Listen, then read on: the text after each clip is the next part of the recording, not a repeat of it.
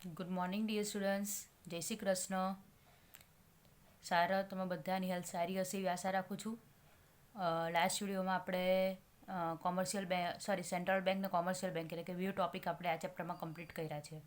હવે આ જે ટોપિકનો જે થર્ડ પાર્ટ પડે છે એટલે મોનેટરી પોલિસી, તો તેના વિશે આપણે ડિસ્કસ કરી દઈએ એટલે ચેપ્ટર રિવિઝનમાં કમ્પ્લીટ થઈ જાય આપણે ચેપ્ટર નંબર 4, રાઈટ.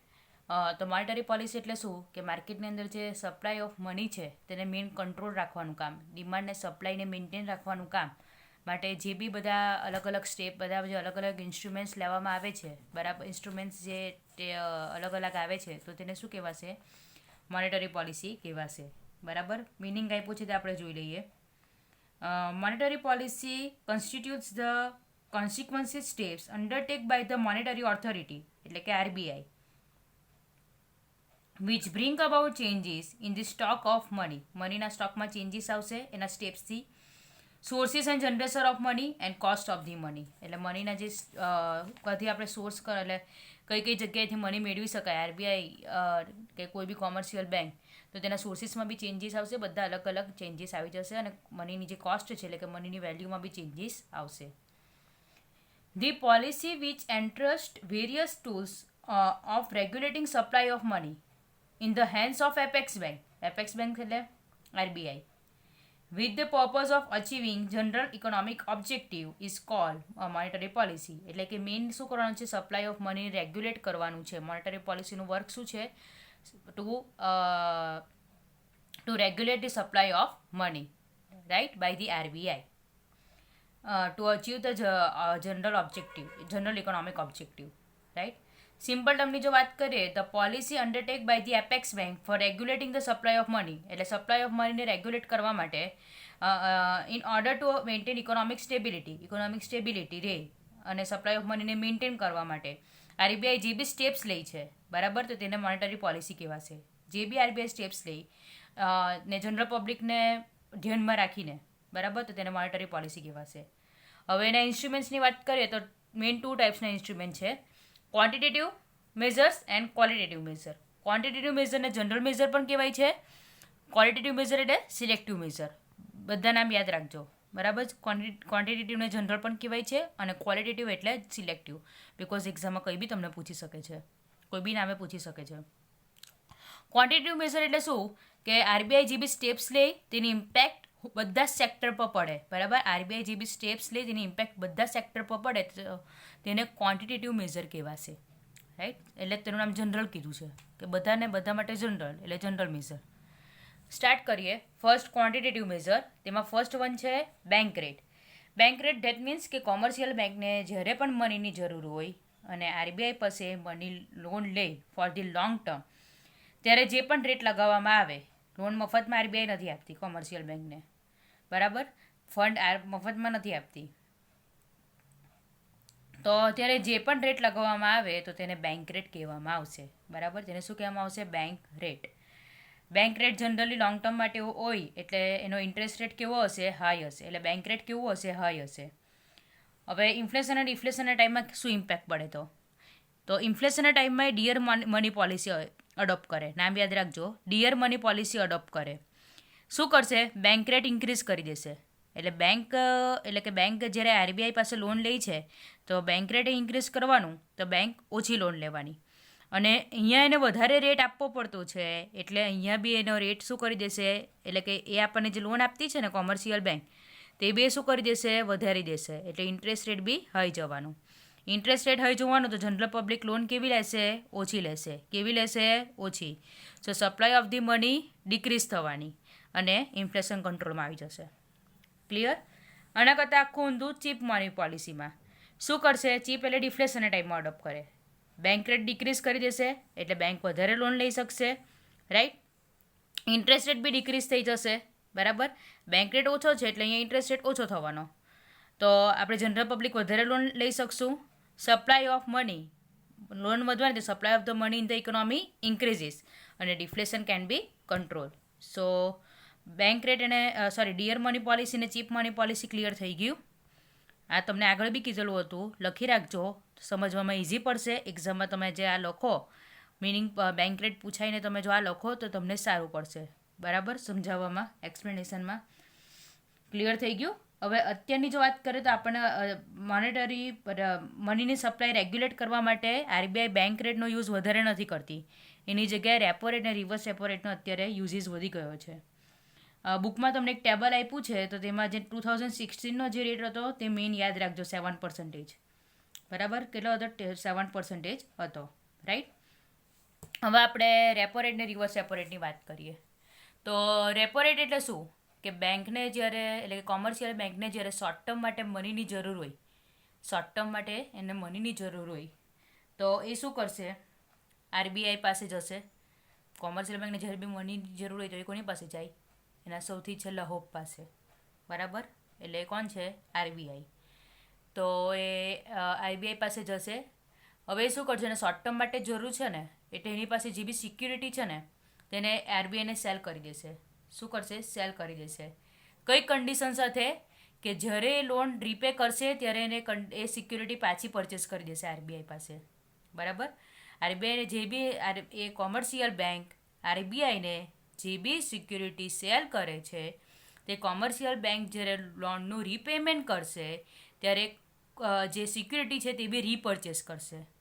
તે રીપરચેસ કરશે ત્યારે એને વધારે પૈસા આપવા પડશે. લાઈક 100 રૂપીઝમાં એને સિક્યુરિટી સેલ કરી હોય તો એ જ્યારે બી રીપરચેસ કરશે ત્યારે 110 રૂપીઝ આરબીઆઈને આપવા પડશે. બરાબર, તો એ 10 રૂપીઝને શું કહેવાશે? રેપો રેટ કહેવાશે. શું કહેવાશે? રેપો રેટ કહેવાશે. Clear?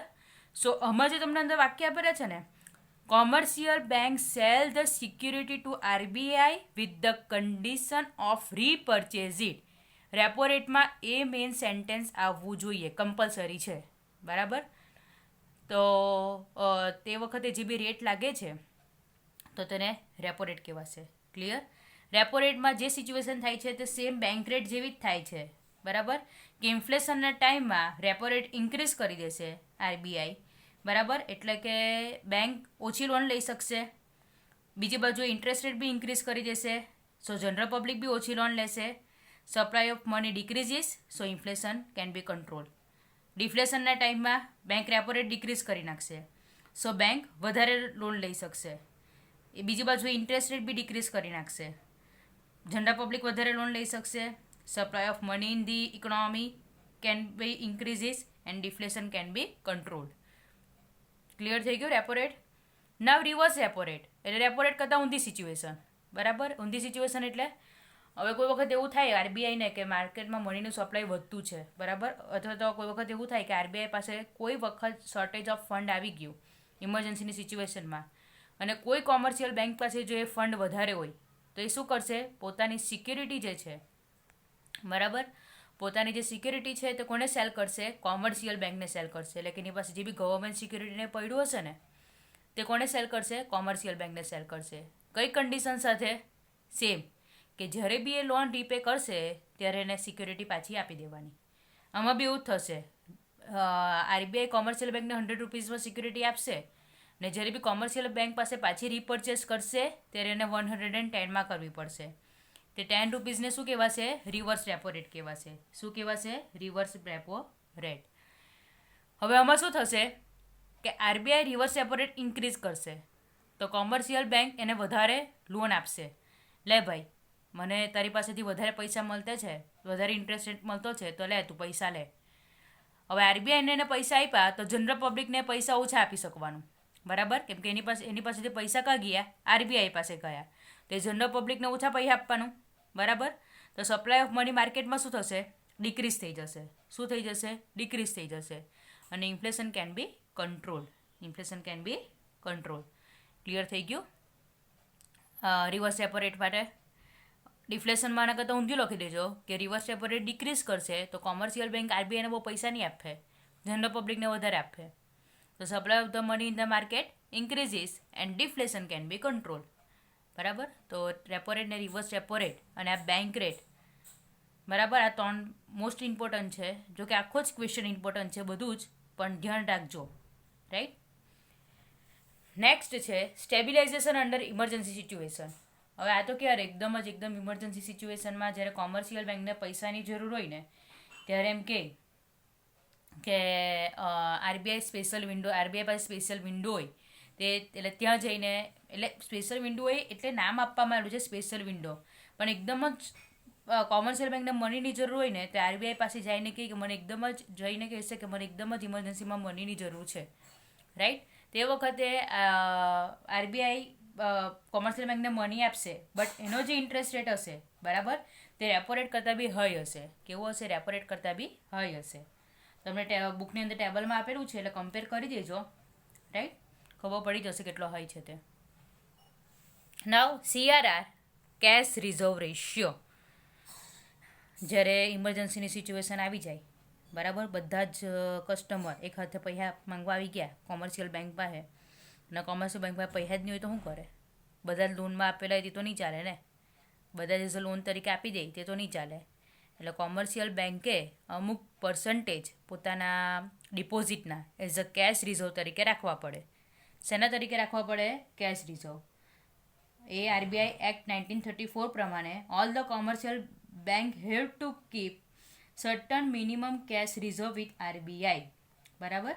Initially CRR was decided 5%, એટલે પછી તમને અમુક પર્સન્ટેજને આપેલું છે તે જોઈ લેજો. ઇન્ફ્લેશનના ટાઈમમાં શું થશે? CRR ઇન્ક્રીઝ કરી દેશે આરબીઆઈ કે તમારે કેશ રિઝર્વ વધારે રાખવાનું છે. હવે કેશ વધારે રાખશે તો ઓબ્વિયસ વાત છે કે લોન ઓછી એટલે ક્રેડિટ ક્રિએટ ઓછું કરી શકશે, લોન ઓછી આપી શકશે, કેમ કે એને પોતાની પાસે કેશ વધારે રાખવાનું છે. તો supply of the money in the market decrease થઈ જશે અને ઇન્ફ્લેશન કેન બી કંટ્રોલ. ડિફ્લેશનના ટાઈમમાં શું થશે? CRR ડિક્રીઝ કરી નાખશે, સો એ વધારે ક્રેડિટ આપી શકશે, વધારે લોન આપી શકશે.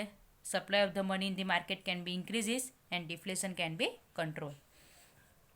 નાવ SLR એટલે statutory liquidity ratio, full form યાદ રાખજો. કે સ્ટેચ્યુટરી લિક્વિડિટી રેશિયો એટલે કે કેશ સિવાય અમુક ગોલ્ડ, અમુક સિક્યુરિટી બી કોમર્શિયલ બેંકે રાખવી પડે. કેશ પ્લસ, બરાબર, એટલે એ ટોટલ 25% જેટલું કંઈ રાખવું પડે છે, બરાબર. Not equal to and not less than 25% એને અમુક ડિપોઝિટ રાખવી પડે છે, બરાબર.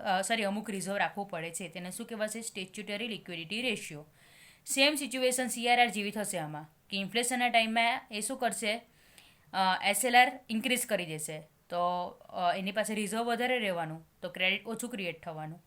Supply of the money in the market decrease and inflation can be control. ડિફ્લેશનના ટાઈમમાં SLR decrease, credit creation increase, supply of the money in the market increase and deflation can be control. થઈ ગયું. CRR ને SLR main meaning જ જુદા છે, procedure તો હરખી જ થવાની છે બેઉમાં. નાવ OMO એટલે ઓપન માર્કેટ ઓપરેશન્સ. શું? ઓપન માર્કેટ ઓપરેશન્સ, બરાબર. શું થશે?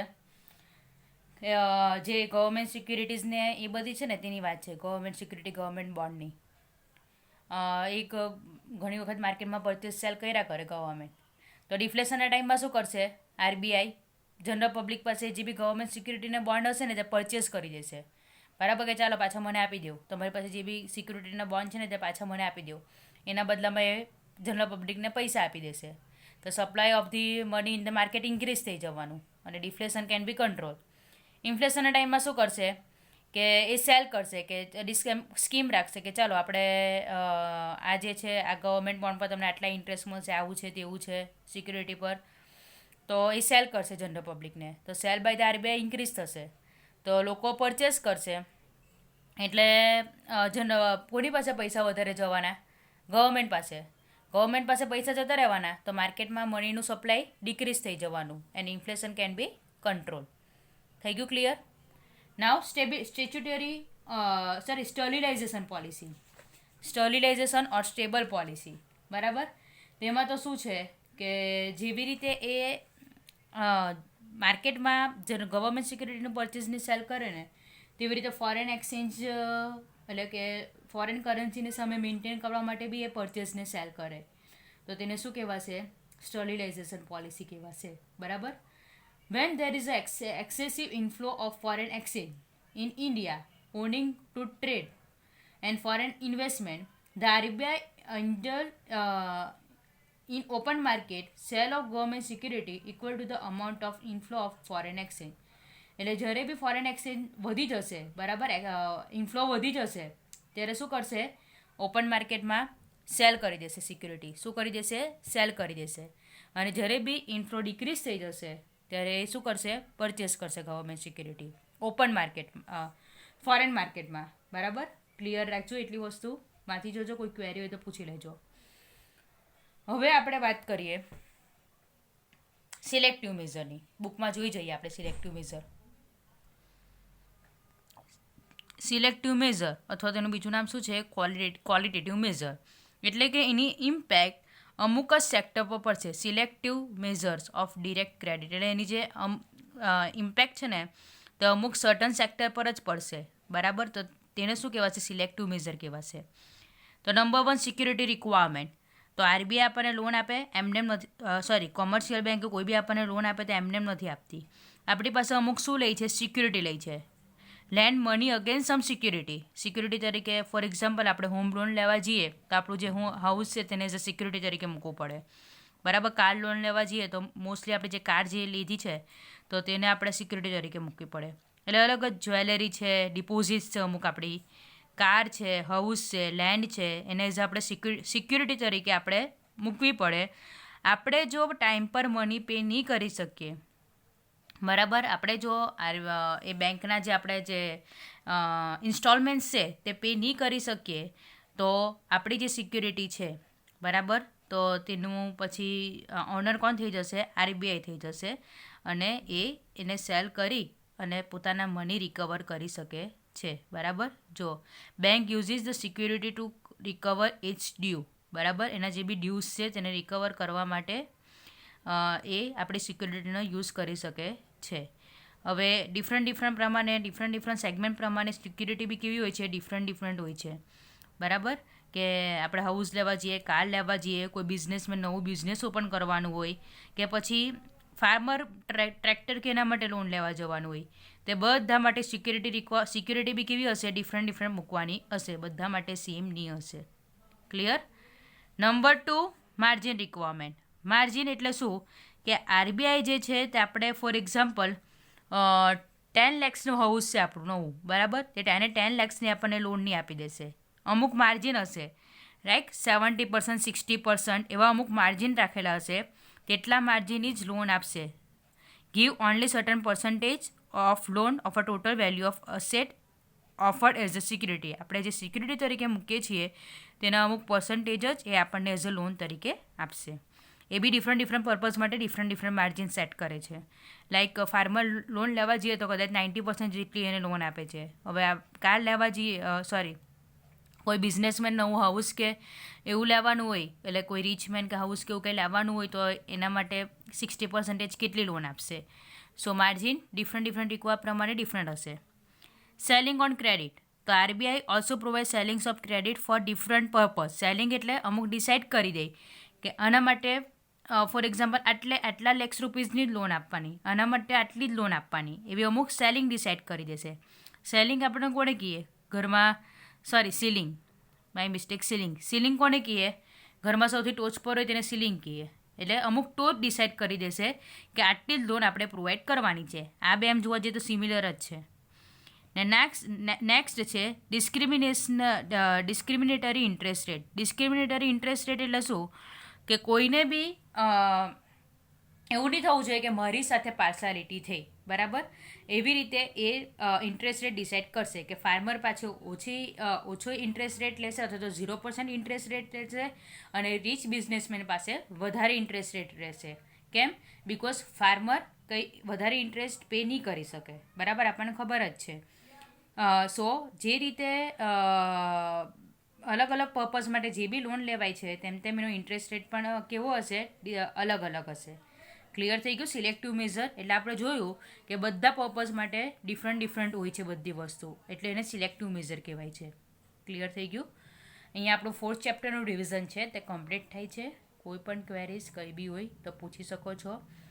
આ કમ્પ્લીટ થયું. પાછા 4th ચેપ્ટરના પીડીએફના ક્વેશ્ચન્સ જોઈ જજો તમે, તો તમને કદાચ આઈડિયા આવે કે કોઈ બી ક્વેરીઝ ઊભી થાય છે હજુ ક્વેશ્ચન આન્સરમાં, એવું હોય તો પૂછી લેજો. બરાબર, એની ટાઈમ પૂછી શકો છો. માઇન્ડમાં કોઈ બી ક્વેરી પ્લીઝ ન રાખતા, બરાબર, કે આગળ જતાં તમને કોઈ પ્રોબ્લેમ થાય એવું ન કરતા. કોઈ બી ડિફિકલ્ટીઝ પૂછી લેજો. બરાબર, હવે આપણે નેક્સ્ટ વિડીયોમાં 5th ચેપ્ટર ચાલુ કરશું. Thank you.